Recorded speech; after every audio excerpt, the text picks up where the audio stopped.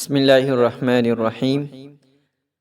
اللہ تعالیٰ نے نبی کریم صلی اللہ علیہ وسلم کو بہت صفات سے نوازا، اور آپ صلی اللہ علیہ وسلم کے امتیازی صفات ان میں سے ایک چیز وَرَفَعْنَا لَكَ ذِكْرَكَ، اے نبی صلی اللہ علیہ وسلم، ہم نے آپ کے ذات اور آپ کے نام کو بلند کر دیا۔ اس آیت کے اندر جہاں تک نبی کریم صلی اللہ علیہ وسلم کی ذات بابرکات کو بلند کیا، آپ صلی اللہ علیہ وسلم کے نام کو بلند کیا، تو آپ صلی اللہ علیہ وسلم کی صفات کو بھی بلند کیا۔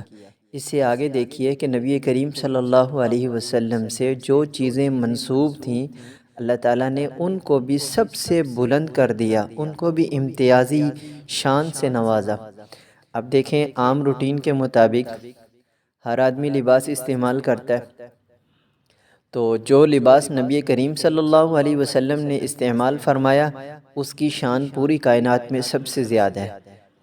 ہر آدمی جوتا استعمال کرتا ہے، لیکن نبی کریم صلی اللہ علیہ وسلم نے جو جوتا استعمال کیا، اس کی شان سب سے نمایاں اور سب سے الگ شان ہے۔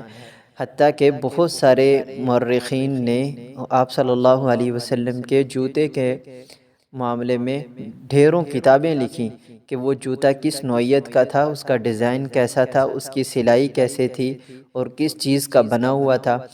اور یہ ممبر ہوتا ہے مسجد میں، ممبر پہ ہر خطیب خطبہ دیتا ہے۔ نبی کریم صلی اللہ علیہ وسلم نے جس ممبر کو استعمال فرمایا، جس پر تشریف فرما ہوتے تھے، خطبہ ارشاد فرماتے تھے، اس ممبر کی شان سب سے نمایاں ہے۔